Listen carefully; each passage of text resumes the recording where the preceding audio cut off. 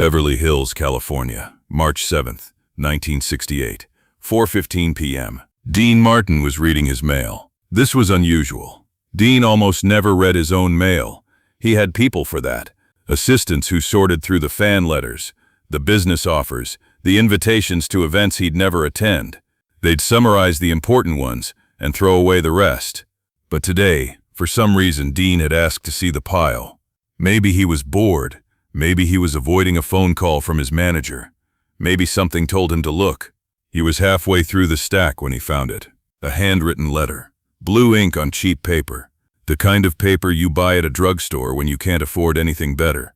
The return address was from a town called Millbrook, Ohio. Population 3,200. The kind of place Dean knew well. He'd grown up in a town just like it. He opened the envelope. "Dear Mr. Martin," the letter began. "My name is Catherine Holloway. I'm writing to you because I don't know who else to write to. My son, Private First Class Thomas Holloway, was captured by the North Vietnamese Army on January 30th, 1968, during what they're calling the Tet Offensive. He's been missing for 5 weeks. The Army says they're doing everything they can, but I don't believe them. I think they've forgotten about him. I know you're a famous man.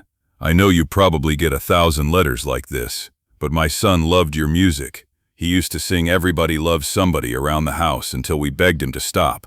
Before he shipped out, he told me that if he ever got to meet Dean Martin, he'd die happy. Please, Mr. Martin, I don't know if you can do anything. I don't know if anyone can. But if there's any chance at all that you could help bring my boy home, I'm begging you. He's only 20 years old. He hasn't had a chance to live yet. God bless you. Catherine Holloway." Dean read the letter twice. Then he read it a third time. He sat in his study, the afternoon sun slanting through the windows, and he thought about a 20-year-old kid in a cage somewhere in Vietnam. A kid who sang Dean Martin songs. A kid whose mother was so desperate she'd written to a stranger 3,000 miles away. Dean picked up the phone. "Get me Henry Kissinger's office." To understand why Dean Martin spent the next 8 months trying to bring home a soldier he'd never met, you need to understand something about Dean that almost nobody knew. Dean Martin was ashamed. In 1943, when America was fighting World War II, Dean had tried to enlist. He was 26 years old. Healthy, strong. He wanted to serve. He wanted to be part of something bigger than himself. The Army doctors examined him and found a double hernia, a condition he'd had since his boxing days in Steubenville. Nothing life-threatening, but enough to make him unfit for combat. They stamped his file 4F and sent him home. Dean spent the rest of the war singing in nightclubs while boys his age were dying on beaches in Normandy and islands in the Pacific. He watched the newsreels. He read the casualty lists. He saw the Gold Star banners hanging in windows across America, each one representing a son who wasn't coming home. And he felt like a fraud. His friend Frank Sinatra had the same problem. Frank was 4F too, a punctured eardrum. They never talked about it directly, but there was an understanding between them. A shared weight they carried. Most men of their generation had served, had worn the uniform, had stories of combat and sacrifice and brotherhood forged under fire. Dean and Frank had stories of nightclubs and record deals, and women who threw themselves at men who sang pretty songs. It wasn't the same. It would never be the same. Dean buried that shame deep. He built a career on being cool, on never letting anything touch him, on making everything look effortless. But underneath the easy smile and the lazy charm, there was a wound that never healed. He hadn't served.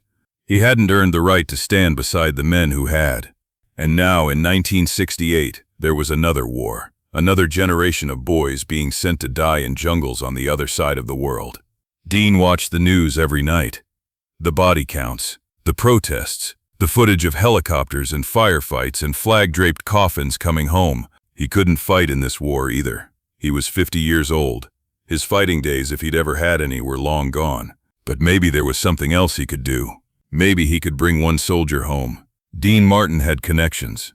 That was the thing about being famous for 20 years. You met people. You did favors. You accumulated a kind of currency that couldn't be deposited in a bank but could be spent when it mattered. Dean knew politicians. He'd performed at fundraisers for both parties. He'd golfed with senators and had drinks with congressmen. He'd sung at the White House for Kennedy and would later perform for Nixon. He knew businessmen with international interests, Men who had contacts in places the State Department couldn't reach. Men who knew how to make things happen quietly, without paperwork or press releases.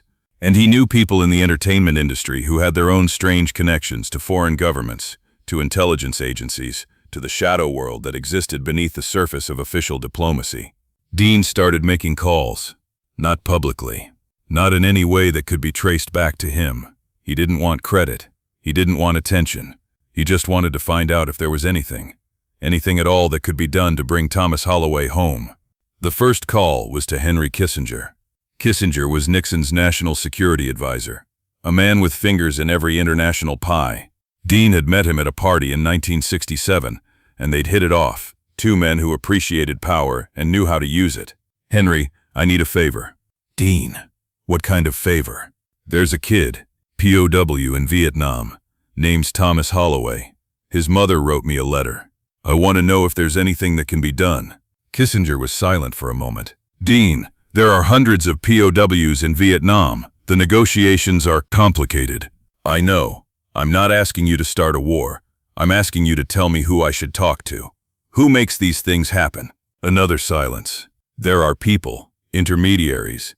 The Swiss have contacts with Hanoi. The French have back channels. But Dean, these things take time and money, and there's no guarantee." "I don't need a guarantee. I need a chance." Kissinger gave him a name, a French businessman based in Paris, who had connections to the North Vietnamese government, a man who had helped facilitate prisoner exchanges before, quietly, for a price. Dean wrote down the name. "Thank you, Henry." "Dean, why this kid? Why this particular soldier?" Dean thought about it. "Because his mother asked, and because I owe a debt." "A debt to whom?"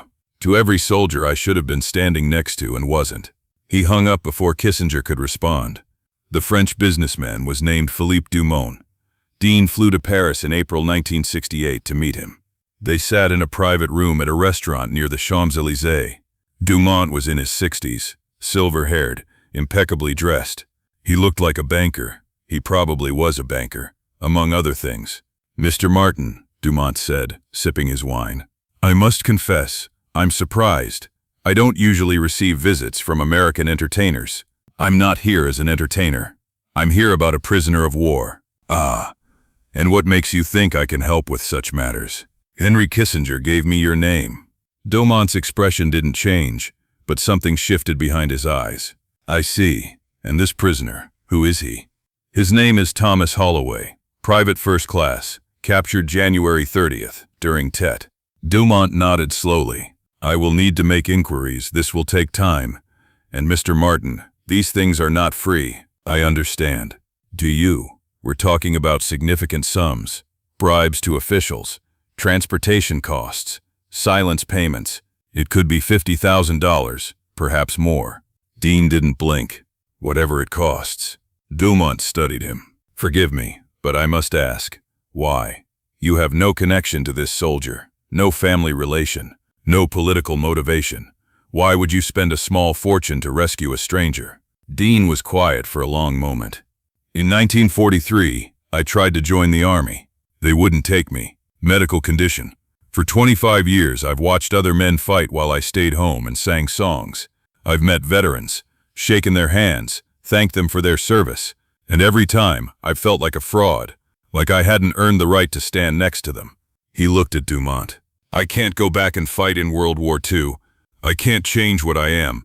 But maybe I can do this. Maybe I can bring one soldier home. One kid who's sitting in a cage right now, wondering if anyone remembers him." He leaned forward. "His mother wrote me a letter, Mr. Dumont. She said her son used to sing my songs around the house. She said he told her that if he ever met Dean Martin, he'd die happy." Dean's voice cracked slightly. "I don't want him to die. I want him to come home. And if it costs me everything I have, I'll pay it." Dumont was silent. Then he nodded.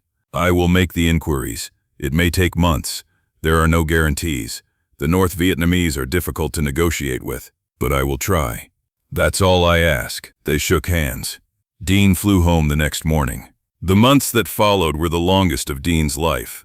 He kept working. He had to.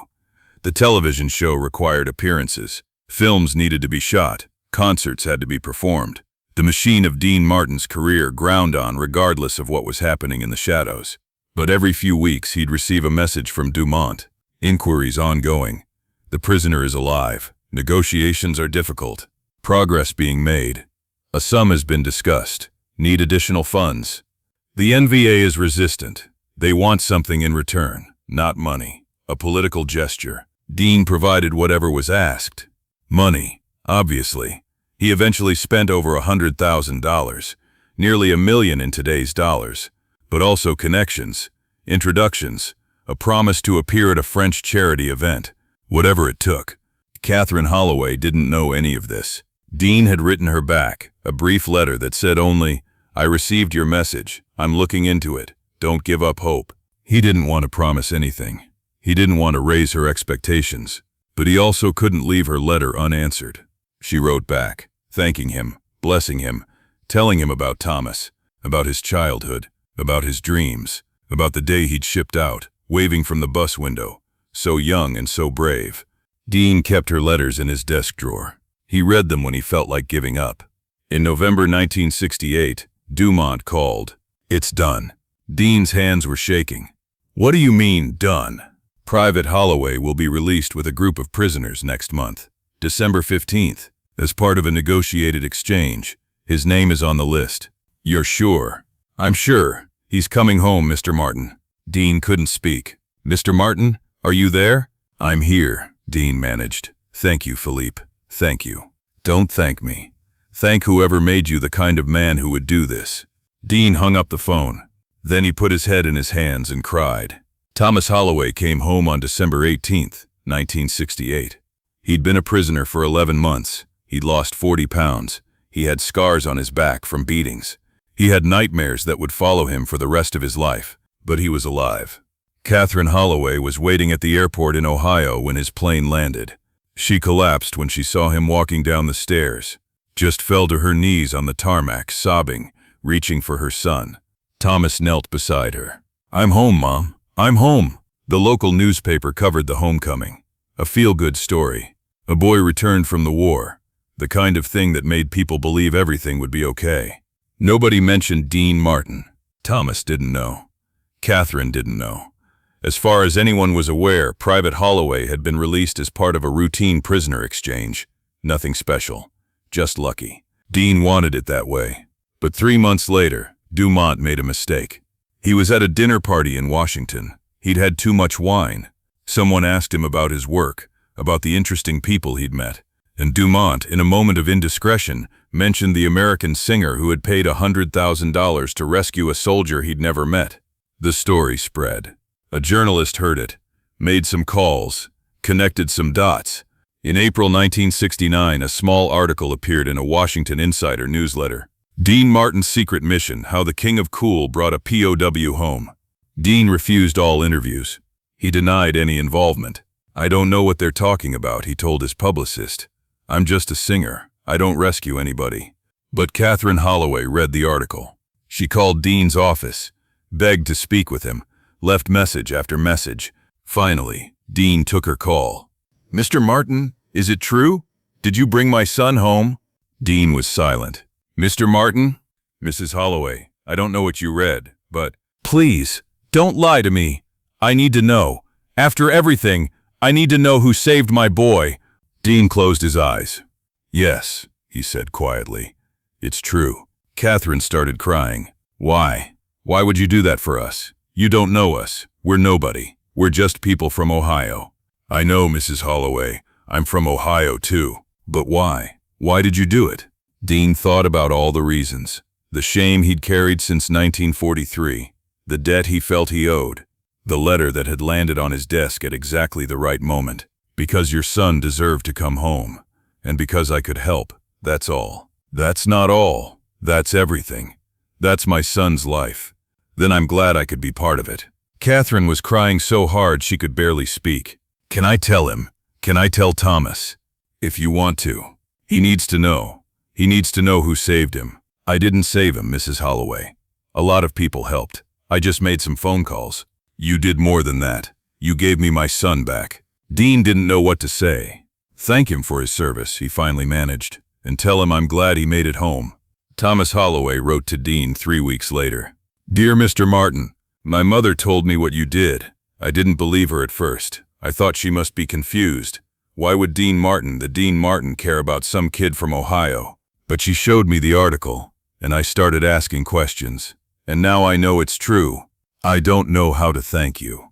I don't know if there are words for what you did. I was in that camp for 11 months.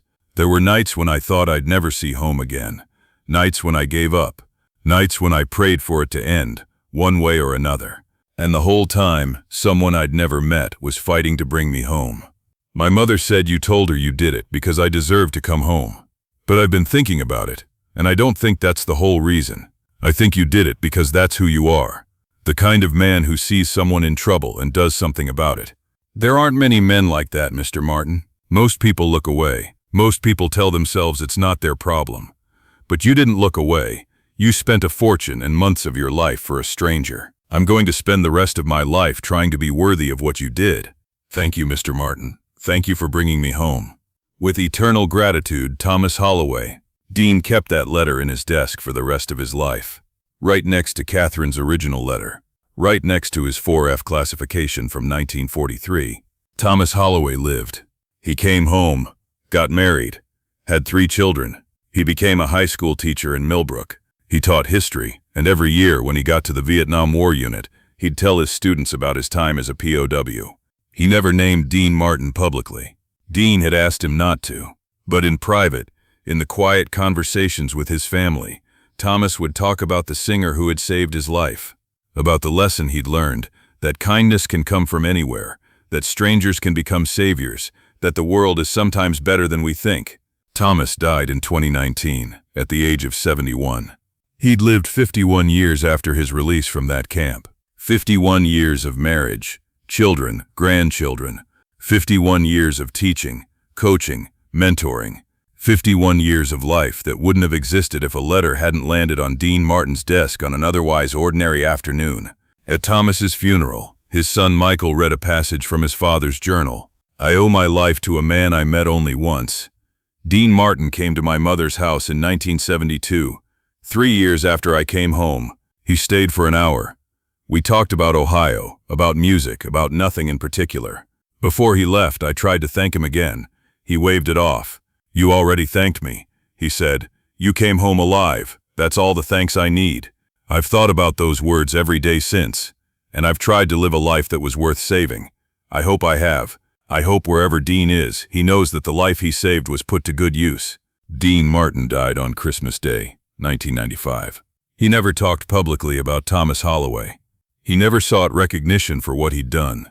He just did it, quietly, privately, because a mother asked, because a soldier was trapped, because Dean Martin had spent his whole life carrying a debt he felt he owed to men who had served when he couldn't.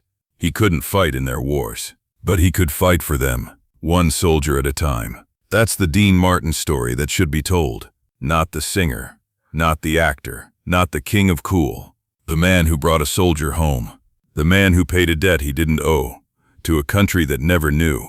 The man who proved that heroism doesn't require a uniform.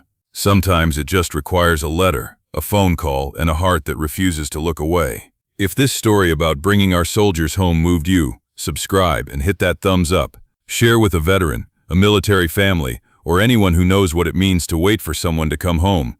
Have you ever done something for a stranger just because it was right?